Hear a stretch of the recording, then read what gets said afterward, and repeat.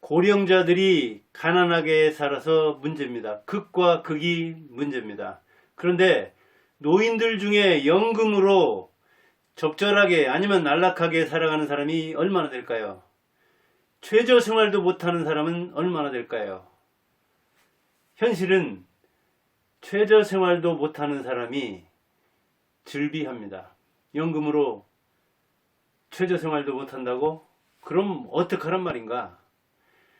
이번에 윤 정부에서 국민연금 제도를 개선하려고 국민연금 제도를 실시한 1988년 이래 처음으로 실태를 조사했다고 합니다.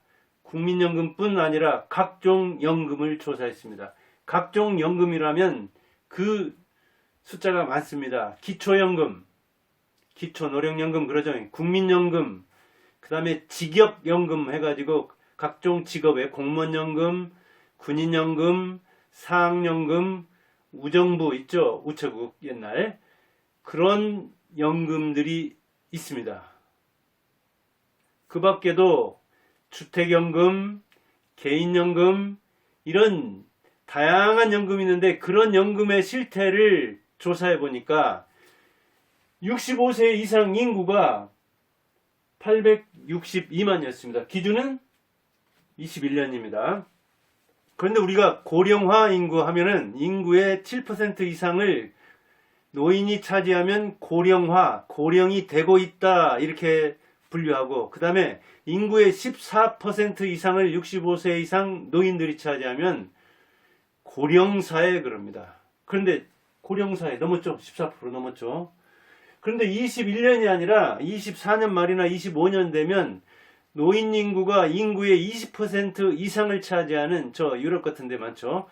초고령 슈퍼죠. 초고령사에 진입합니다. 한국은 이렇게 초고령사에 진입하는데 노령 인구는 저처럼 58년 개띠 한 해 인구가 100만쯤 태어나서 지금 살아있는 사람이 80만 안팎이어가지고 진입하는 노령 인구로 진입하는 사람은 매우 많습니다.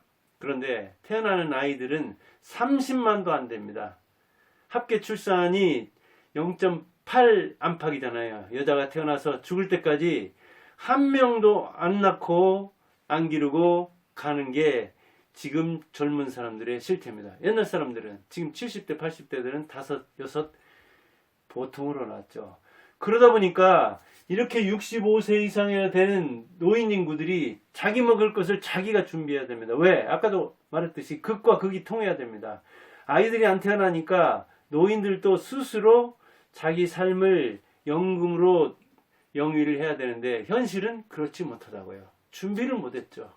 그리고 연금은 그 소득 대체를 하는 것인데 그 소득 대체율이 이제 낮아진 측면도 있지만 그때 초기에는 88년 실시할 때는 저희 그 시골 마을에도 보면 50% 되는 데서 몇 명 가입 안 했습니다. 저도 어머니 아버지 막 재촉해가지고 그때는 몇 년 가입하고 혜택을 볼 그 시기였고 그리고 소득 대체율도 평소 소득에 그 대비한 연금 수령액이 70%였습니다. 그게 두 번 거쳐서 50%. 지금은 2028년까지 해가지고 소득 대체율이 40%로 줄었잖아요. 즉 자기가 소득을 근로소득을 낼 때 100만 원 번 사람은 연금 대체율로서는 40만 원 준다 그 이야기예요. 지금 그 보험료율은 9%죠. 그래서 사업자가 4.5, 근로자가 4.5%를 부담하잖아요. 이렇게 노인 인구는 계속해서 늘어나는데 그 노인을 지탱해야 될, 즉 국민연금을 넣어서 그 저수지물이 떨어지지 않도록 해야 할 젊은 층들은 많이 들어오지를 않는 거예요. 그런데 현실을 보니까 65세 이상은 862만인데 21년 기준으로 할 때 얼마나 각종 연금, 하여간 중복으로 타는 사람도 있겠지만 그러잖아요. 국민연금을 타는 사람도 있고 기초노령연금을 타는 사람도 있고 있잖아요. 어머니만 해도 그런데 그 사람들 중에 몇 명이나 이 국민연금을 비롯한 각종 연금의 혜택을 보느냐 했더니 777만이었습니다. 90.1%. 그러니까 대부분 무슨 연금인가는 타고 있습니다. 그러면 그들이 각종 연금을 받는데 얼마나 받는가 조사했더니 그것은 자기들이 생각하는 생활비에 못 미칩니다. 평균 60만이었습니다. 60만. 그러면 각종 연금을 받는 사람의 중위수령액, 중위수령이라고 해서 우리가 중위소득 나왔었잖아요. 100명이 있으면 50번째 해당되는 저 수령액 순으로 쭉 세웠을 때 50번째 해당되는 사람이 중위소득이고 여기 연금에서도 중위수령자입니다. 그런데 중위수령액은 평균보다 훨씬 낮아서 얼마냐? 38만 2천이었습니다. 그러니까 38만 2천 원을 받는 사람이 중간에 해당됩니다. 우리 형은 역시 중위 이하입니다. 저는 지금 해당은 안 되는데 뭐 다음 달이면 해당될 텐데 그때 간다 하더라도 저도 중위 수령자 안 됩니다. 국민연금 수령. 이렇게 중간이 평균보다 낮다는 이야기는 뭐겠어요? 각종 연금 중에서 아까 직역 있죠? 군인, 공무원, 사학, 의정부 이런 쪽에서 받는 사람들이 평균을 높여줘서 그러지 실제로 공무원연금이나 기타 그 준공무원연금을 받지 않는 사람들은 평균이 매우 낮다는 이야기입니다. 이렇게 되는데 그러면 국민연금을 받고 있는 그 각종 연금을 받고 있는 이 노인들 65세 이상들이 내가 생각하는 최저생활비는 얼마다? 개인입니다. 개인적으로 월 이 정도는 돼야 되겠더라 하는 액수가 얼마일까요? 한번 생각해 보세요. 124만 3천원입니다. 그러니까 도시, 농촌, 대도시, 수도권 다르죠. 다르긴 하지만 그 사람들 여럿을 조사해 보니까 내가 생각할 때 최저 생활을 하려면 적어도 124만 3천 원은 한 달에 필요하다. 그런데 어땠어요? 평균은 60만 원이었죠. 그런데 평균을 누가 높여준다고요? 그 직역 연금을 받는 사람들이 높여줍니다. 그러다 보니까 실제 이 중간 이하들이 무척 많습니다. 38만 2천 원도 안 되는 사람이 태반입니다. 사실은. 그리고 아예 연금을 받지 각종 연금 중복은커녕 하나도 못 받는 사람이 10%입니다. 10% 안팎이거든요. 그러니까 노인들이 빈곤한 건 말할 것도 없죠. 그런데 이게 이제 소득으로만 따져서 그렇지 그것을 상쇄할 수 있는 그 부동산이 있다. 그것도 맞기는 맞아요. 우리나라 부동산 비율이 매우 높은 속에 속하니까. 그렇다 하더라도 소득으로서 자기 생활비를 대는 것은 역부족이다 그런 얘기죠. 그러면 그들이 생각하는 적절한 안락하게 살 수 있는 생활비는 얼마냐 하고 물어보니까 개인당 이 정도는 있어야 된다. 얼마? 177만 2천 원인가요? 177만 3천. 이 정도는 있어야 된다. 어림도 없죠. 그러니까 평균에 368. 3배 정도잖아요. 3곱 정도 있어야 적절하게 생각한다고 하는데 중위 아까 그 수령액으로 본다면은 뭐 사 잡아도 거의 4배 이상이잖아요. 5배 안팎이잖아요. 이러니까 노인들이 살기 힘들다는 이야기죠. 그러면 어쩌란 이야기냐? 왜 이렇게 적게 받느냐? 그리고 그들이 대안은 있느냐? 미안하게도 연금으로 최저생활도 못한다고 아무리 아우성을 쳐도 대안은 없습니다. 정치인들은 무슨 하늘에서 돈이 떨어지는 줄 알고 땅 파면 돈이 나오는 줄 알고 그냥 무슨 뭐 기본소득이다 무료소득이다 뭐 전주에도 보니까 무슨 뭐 버스 어디서는 공짜로 태워주는데 학생도 할인해 주는데 이렇게 저렇게 말하기는 쉽죠. 그들이 생산해냅니까? 그들이 부담합니까? 자기가 부담 안 하니까 그렇게 쉽게는 이야기하지만 솔직히 말해서 미안하지만 최저생활을 못하는 이런 노인들이 많아도 그거를 저도 어떻게 하지 못하고 국가도 어떻게 할 수 없습니다. 왜 할 수 없어요? 아까 봤잖아요. 인구 구조만 딱 봐도 노인 인구는 이렇게 늘어나는데 그 다음에 젊은 층은 확 줄어있고 더 심각한 것은 태어나는 아이들이 노인에 진입하는 사람들의 그 뭐 3분의 1을 될까 말까 하는데 한 20년이면 바로 그 아이들이 성인이 되는데 어떻게 지탱을 합니까? 지금 성장기를 넘어서 발전기를 넘어서 대한민국은 침체기에 접어들었죠. 거의 정체기에 접어들었잖아요. 그래서 1년에 뭐 1점 몇 퍼센트 성장할까 말까 하는데 그런 그 성장률이 나오는데 아이들은 어떻게 키우며 중간에 있는 청장년층 어떻게 먹고 살며 노인들은 또 어떻게 부담을 합니까? 봉양을 합니까? 안 됩니다. 그럼 개인연금이든 그 사적연금, 직영연금, 연금 전체를 통틀어서 왜 이렇게 연금이 적느냐? 특히 국민이 다 가입하는 국민연금은 왜 이렇게 적게 수령할 수밖에 없느냐? 연금 대체율이 계속 낮아져서 그런데 유인하려고는 70%대는 그때는 인식이 안 좋아서 가입 안 했고 거의. 그 다음에 50%를 지나가지고 지금 계속 축소하는데 왜 이렇게 그러면 축소를 하느냐? 연금 대체율을 좀 높이지. 그거는 수령 나이를 연령을 뒤로 미루고 왜냐면 평균 수명이 늘어나니까.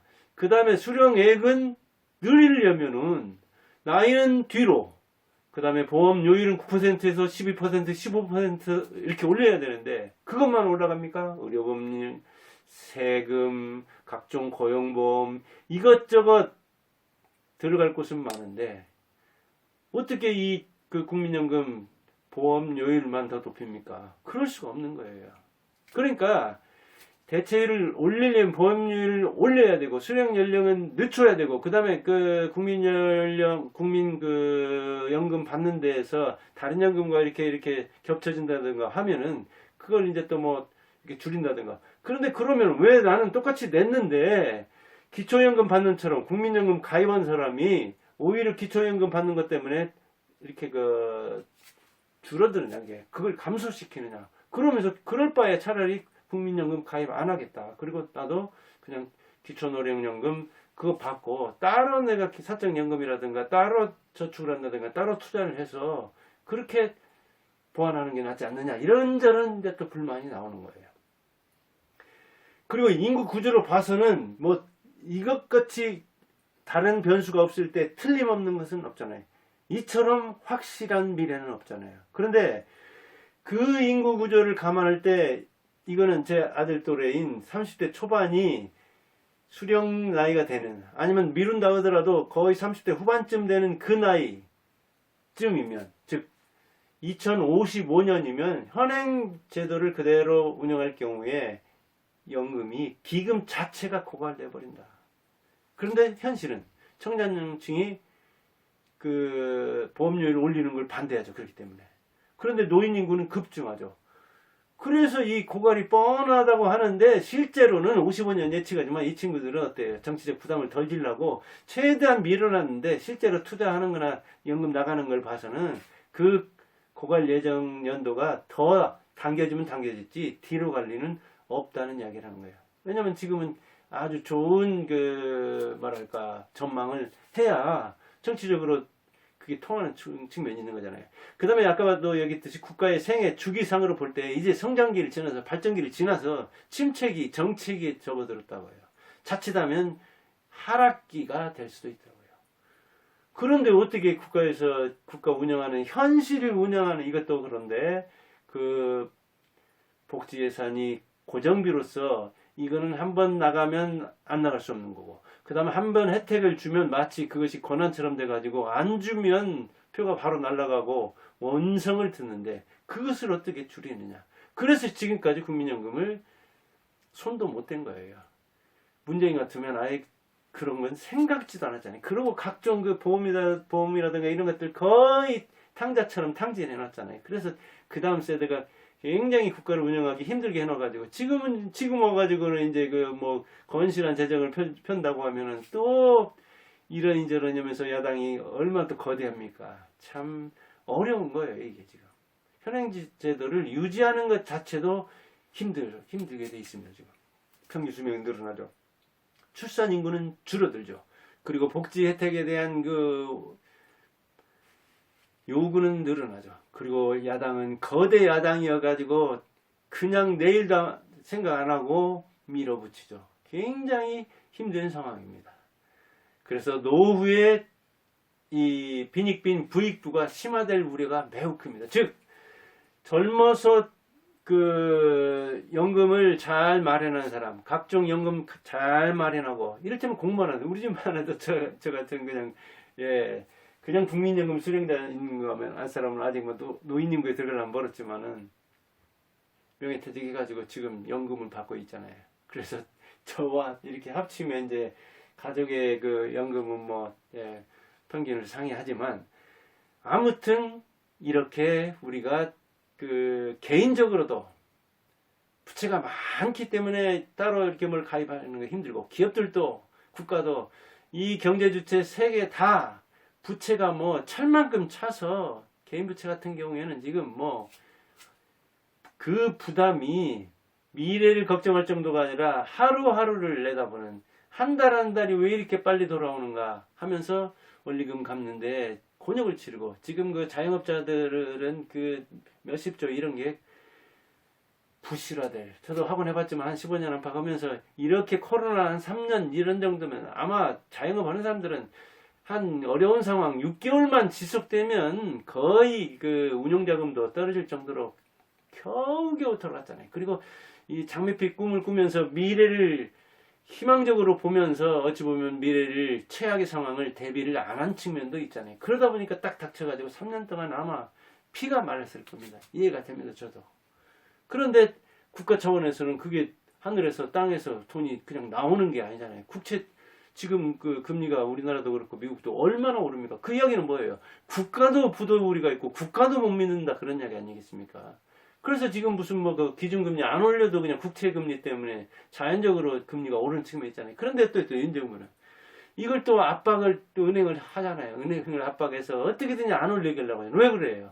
개인 부채나 기업 부채나 국가 부채가 우려할 정도가 아니라 거의 터지기 직전이라 그런 거거든요. 그러다 보니까 노후의 빈익빈 부익부도 더 심화가 되는 거예요. 청장년층 때 노후를 잘 준비한 사람은 노후에도 근로소득이라든가 임대소득이라든가 이자소득이라든가 이게 많이 들어오는 거예요.